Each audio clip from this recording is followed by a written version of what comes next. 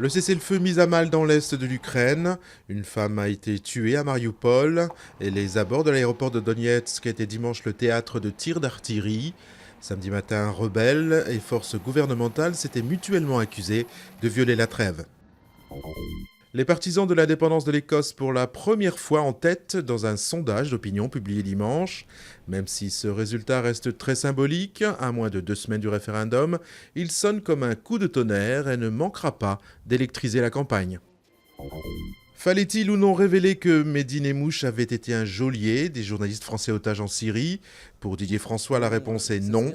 L'ex-otage qualifie cette révélation d'irresponsable et même dangereuse pour les otages restés là-bas.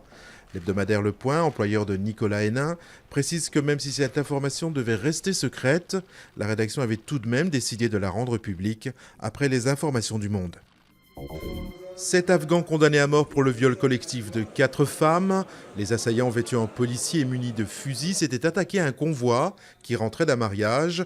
Cette agression avait provoqué des manifestations populaires de colère dans tout le pays.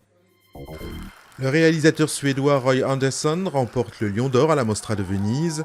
Il présentait son long métrage au titre très évocateur, Un pigeon s'assit sur une branche pour réfléchir à l'existence.